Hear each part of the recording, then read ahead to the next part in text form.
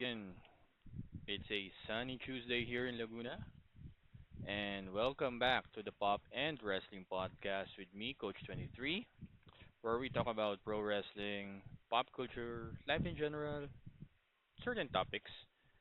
So, yeah, like I said, it's a Tuesday morning. In the States, it's still Veterans Day. It's got quite a holiday, non holiday, whatever. But, you know, kudos to those veterans who fought for their freedom in the States or even here in the Philippines, in Canada. Uh, we wish our veterans who fought, during the early years of war to keep and fight for our freedom. So happy Veterans Day. So Monday Night Raw was broadcast from Grand Rapids, Michigan. Entertaining, decent show. Grand Rapids, Michigan crowd wasn't really that as hype as normal.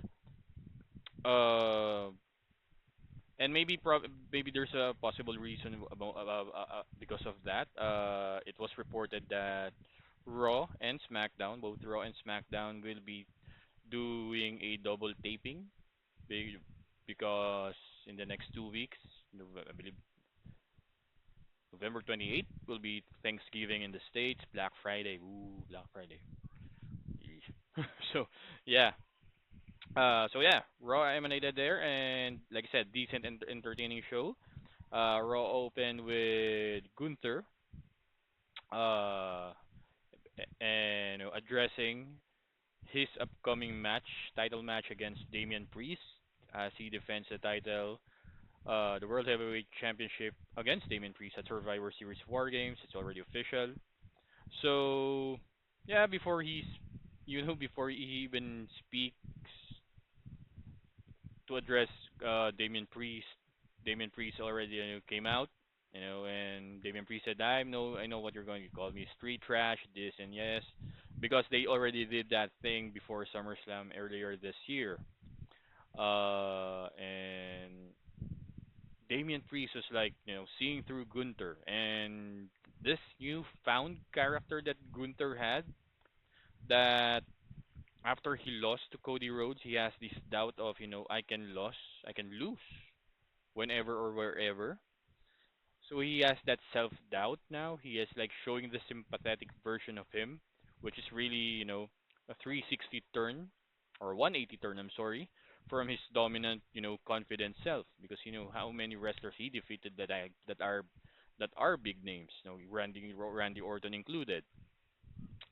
And Ludwig Kaiser came out, trying to talk in behalf of Gunther. Gunther realized like no, don't talk trash to Damian Priest, and Damian Priest punched Ludwig Kaiser, setting up the match later in the evening. And with Gunther still had that self doubt. My analysis about Gunther's character, like I said, it's a 180 turn.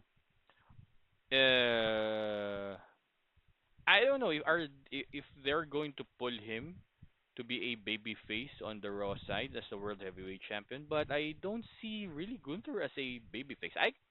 People people cheer him for his wrestling capacity, but not his character because he's overconfident. He's like a throwback of like Triple H during his evolution phase, that has like confident, I can be a top top and tough heel, a cowardly heel when needed. But the sympathetic one is like, I don't know if they're going to pull it. Maybe it's a swerve or whatnot, but it's like I said, a unique turn for Gunther.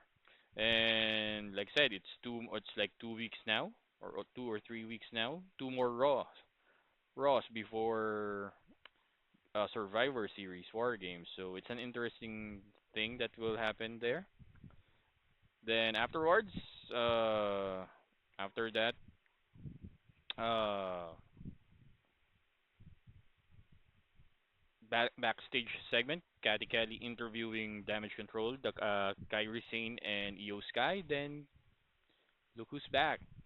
Dakota Kai returned for after 3 months of injury, and to take on the team of Pure Fusion Collective, the team of Shayna Baszler, Zoe Stark, and Sonya Deville, and the baby faces won. That's it. Although yeah, decent match. Like I said, the crowd is kind of off. Crowd was kind of quiet for some reasons, but the thing is, yeah, damage control won. The baby faces won, and I think they should. Then another backstage segment between Kofi Kingston and R Truth. No, Kofi Kingston is still being is having that fleeting doubt on the new about New Day, about Xavier Woods, of what's really going on between them. Then Pete Dunne, don't call him Butch, came out trying to challenge R Truth for making fun of his name. Then Kofi Kingston challenges Pete Dunne later in the evening, and another argument between Kofi Kingston and Xavier Woods. So why are you fighting for Xavier Woods is really starting to swivel on that dark side. Later this month, New Day will be celebrating their 10th year anniversary as a team. I'll give my prediction later about that. So yeah. So yeah, the following match was Kofi Kingston versus Pete Dunne. Decent hard hitting match. Kofi Kingston always delivers as well as Pete Dunne. Uh, uh, the climax or end of the match, last part of the match, Kofi Kingston hit the Trouble in Paradise to Pete Dunne. Pete Dunne rolled out of the ring, and while Kofi Kingston was trying to attack him outside, referee was stopping him, and Xavier Woods clothesline Pete Dunne outside of the ring and act like nothing happened. Kofi Kingston saw it, and they become arguing that why are you interfering in my match? And then Xavier, what's the purpose of your match? It's to win. So that's another miscommunication between the New Day team. Then Pete Dunne took advantage, hit a knee and the bitter end to Kofi Kingston to seal the victory. Like I said, decent match, entertaining match. Crowd was a little bit on and off during the match because I guess they love the hard hitting one. Then post segment of the match, Woods trying to help Kingston, and then Kingston pushes Woods away, cementing that tension between the New Day team. Let's see what will happen at the end, during the month and the end of the month between New Day. Next segment, there's a backstage segment at the Judgment Day Clubhouse where Finn Balor and Dominic Mysterio were arguing because last week Liv Morgan told Finn Balor, to focus more on the tag team titles because there's a future tag team title match between Finn Balor and JD McDonough against um, the War Raiders, and uh, didn't sit well with Finn Balor because Finn Balor wants to be on that world title hunt and the main event spot with duking out with guys like Damian Priest and whatnot. And then Finn Balor then challenge Dominic. If you want to prove that you're better than us or better than me, have you and Carlito face War Raiders next week, and that's what they're going to do. Um, then afterwards, ring promo segment. Bronson Reed uh, challenges in short terms. Short story challenges Seth Rollins again because he interfered last week in the Fatal 4-Way match to determine the number one contender for the World Heavyweight Championship. He took out Sheamus, took out Damien Priest, took out Seth Rollins. Seth Rollins came out. A brawl happened. Uh, Crowd was hot on this segment. Crowd really liked their brawls. And there's the highlight of this brawl was the referee was stopping Seth Rollins outside. Bronson Reed hit a tope suicida. Seth Rollins move out and hit like all the security guards outside of the ring, and then they still fighting and challenging egging each other. until they were separated and back from break. After the commercial break, Rollins was, clearly frustrated and demanded Adam Pearce to another match between him and uh, Bronson Reed next week on Monday Night Raw. Then this is like I said, what I you know my review last week on SmackDown. Um, After the segment, Sami Zayn. It's like the interjection of one segment to another. So Sami Zayn showed up because earlier in the evening there's a backstage segment of Jay and Sammy talking that about the team up of the OG Bloodline. Jimmy came to the picture, and said we need a fifth member, and said okay I'll try. And Sami Zayn, okay, I'll make you do your job to find a fifth member. I'll do my job to find a fifth member. So Sami Zayn first recruit supposedly was Seth Rollins, and Seth Rollins said that he liked Sammy, respected Sammy, but why would he team up with Roman?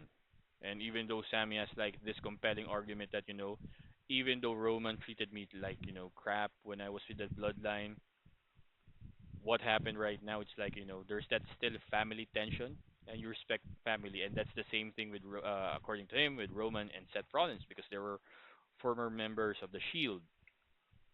I said no, no, thank you. So I guess Seth is out. Who knows? We don't know. I'll tell my prediction later about that or what if scenarios. So afterwards, the following match is Damian Priest versus Ludwig Kaiser. Basically a squash match. Damian Priest won against Ludwig Kaiser. Ludwig Kaiser, starting to get that traction of being really a good hand. I'm not saying he is main event worthy right now, but if I'm going to compare his uh his position on Raw, it's similar with like what Dolph Ziggler was doing back then, or Nick Nemeth right now in TNA.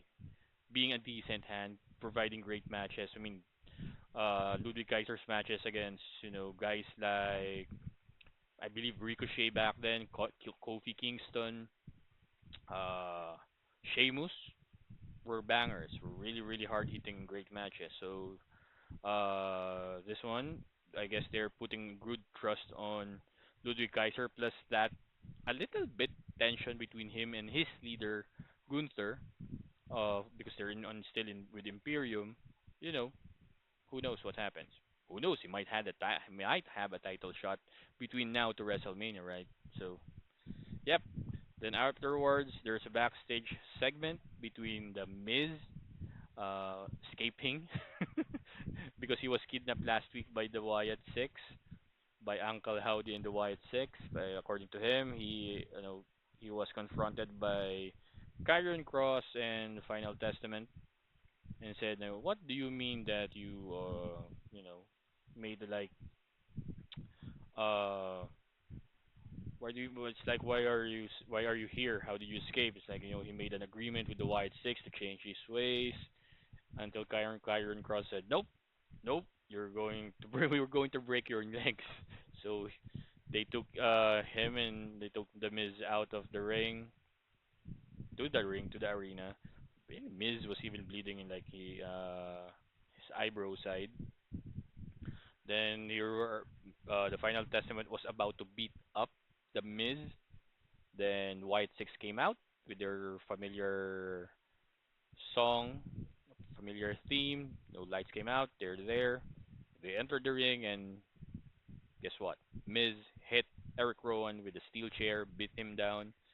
It was an elaborate ambush between the Miz and Final Testament to the Wyatt Six, which for me is fine. It might show that there's a little vulnerability in the Wyatt Six, that they're not really that dominant. It's fine. Even it's fine right now that at the early stages of their career, they can be beat down. At the end of the day, they don't portray themselves as really mystical characters, but this like this cult. It's not like the Undertaker circa 1991 that you punch him doesn't sell. for me, this is good. This is a good thing. I mean, Uncle Howdy sold for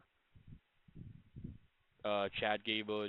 You know, the other Wyatt members sold for the Creed brothers. So I don't mind this happening, and I can see that future multiple man tag team match will happen among these two group. Then afterwards, yeah.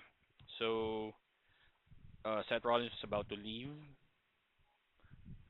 look, about to leave the arena. Then Cathy Kelly tries to interview him, asking about the match against Bronson Reed next week, and Sami Zayn approaching him earlier. But guess who's outside the arena? The Bloodline. Solo Sikoa, Jacob Fatu with Tama Tonga and Tongaloa inside the car, and they were like, we're going to recruit you to join us against Roman Reigns, and this is the babyface side of Seth Rollins saying, you know what, you're right. If me and Roman will be in the same ring, the next time I'll be in the same ring, I'll be stomping his head in the ground. But I will not join a one of these Roman Reigns. So he's out. Again, furthering, an intrigue of whether he will be joining which one. Is he the fifth member for either team? Who knows? Jimmy Uso was also doing the same thing. He was recruiting. There was like a backstage segment when Bronson Reed was coming out to the arena. He was talking to Rey Mysterio. Then Cathy Kelly interviewed Braun Breaker about Intercontinental Championship, and Jimmy came out. I'm sorry, Sheamus came out and challenges Braun Breaker for the IC title next week on Raw, and also Jimmy approached Braun Breaker, which again further cemented is Braun Breaker, the fifth member for the OG Bloodline at War Games. So who knows? Then afterwards, it's the main event of the evening, World Women's Tag Team Championship match between Jade Cargill and Bianca Belair, the current champions, against the team of the Women's World Champion Liv Morgan and Raquel Rodriguez. Decent, hard-hitting match, although time constrained because I was looking at my clock when the match started. It's like they only have like 10 minutes remaining on the show. Great match, decent match. There was interference from Tiffany Stratton and WWE Women's Champion Nia Jax. Nia Jax executed a Samoan drop to the apron to Jade Cargill. Uh, Raquel Rodriguez executed like a flipping Vader bomb to Jade Cargill. Was really a close two count. I was even like, oh, they're going to give them the tag team champions, but yeah, they didn't. Naomi also entered the fray, saving the team of her friends, Jade and Bianca. Bianca hit the kiss of death to Liv Morgan, pin her to retain the tag team championship.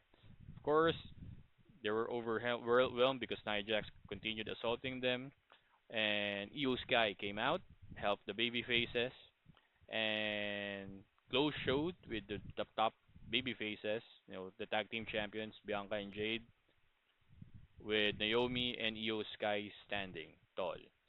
And I was like, okay, this is a War Games matchup. So it'd be probably there'll be another member, probably Kairi Sane or whoever, probably Rhea if she's okay or cleared, but it'll be probably the team of two world champions, Liv and Naya, with Raquel and Tiffany Stratton against the team of the tag team champions Jade and Bianca, with Io Sky and Naomi, plus maybe another one. Who knows how their war games will take place or take shape. So yeah, that's it. That's the Raw review, and now we're going to a what if possible Survivor Series prediction.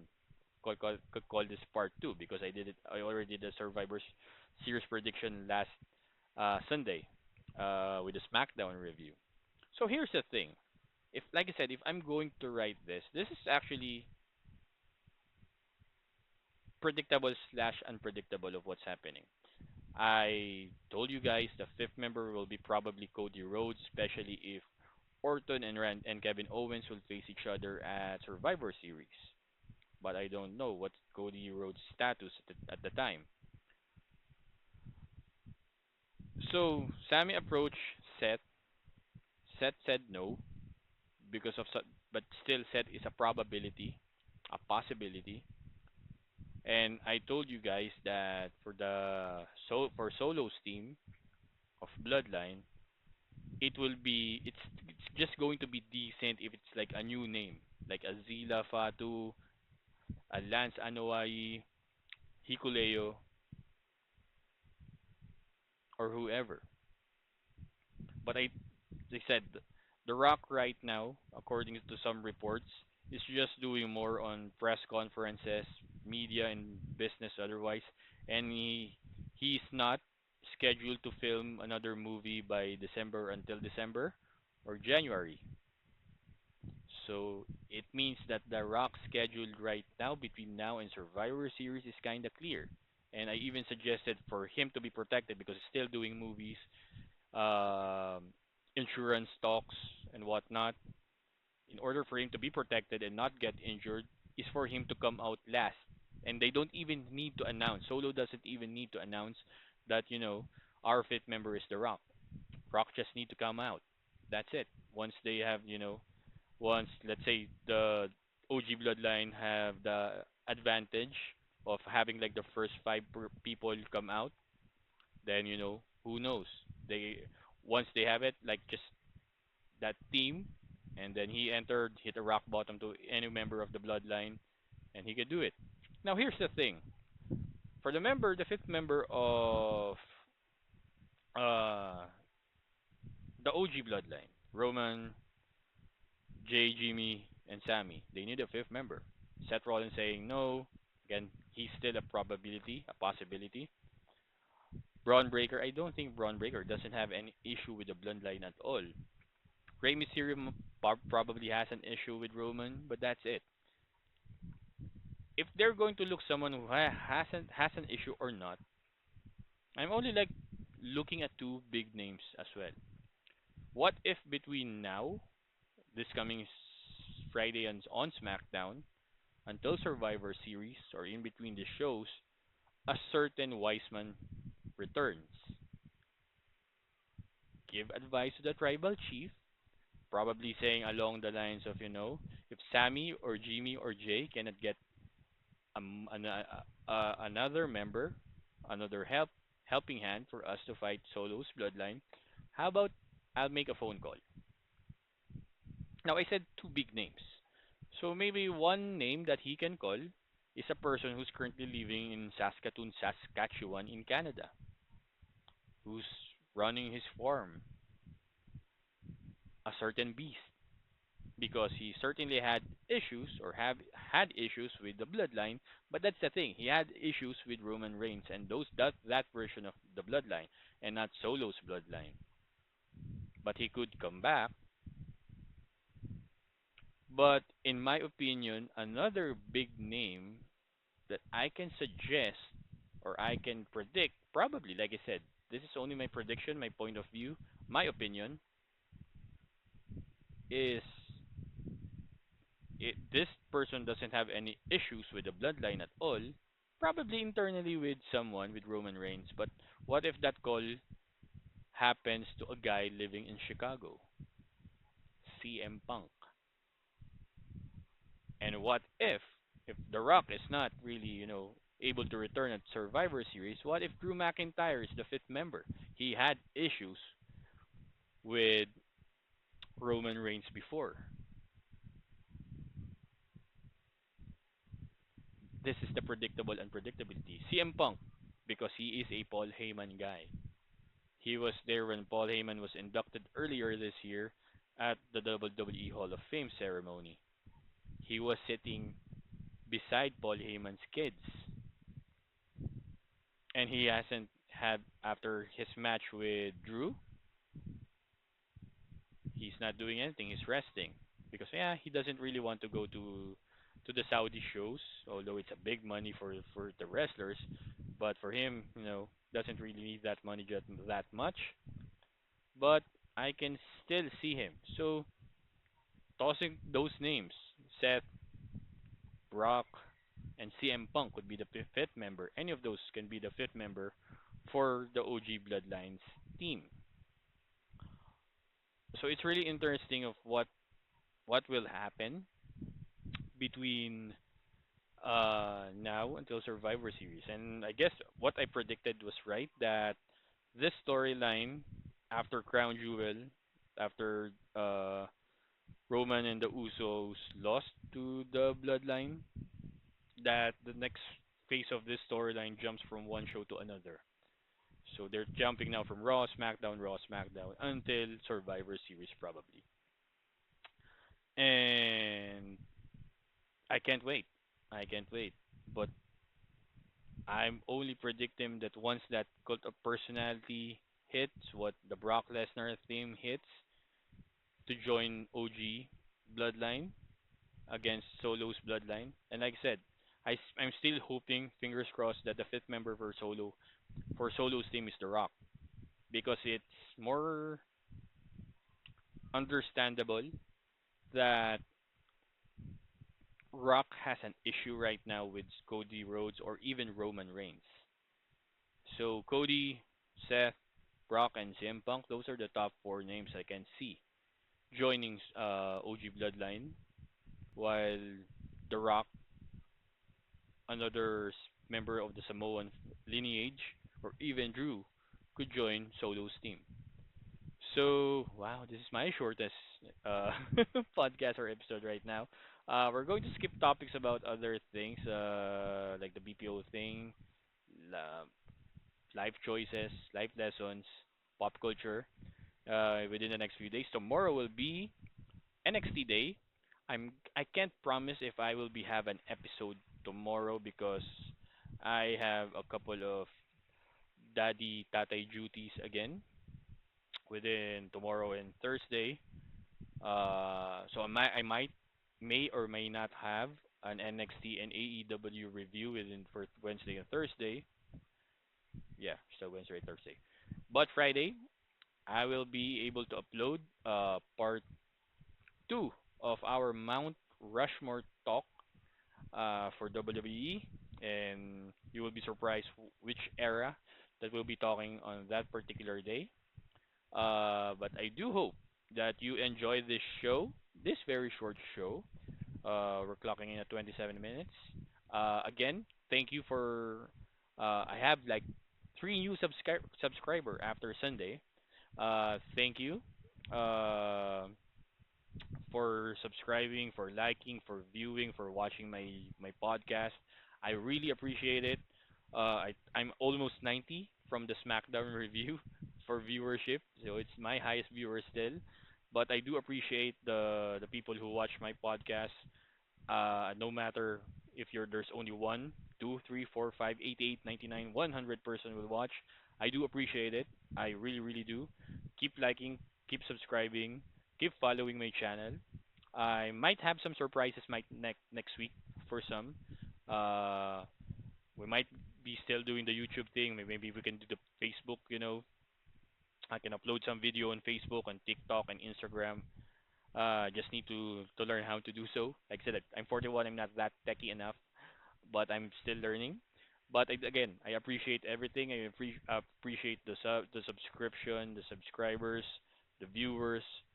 Uh, it really boosts or my morale uh, to do this still, and I'm still enjoying doing this. So thank you for tuning in here at the Pop and Wrestling Podcast with me, Coach 23, saying have a good Tuesday. See you soon, guys.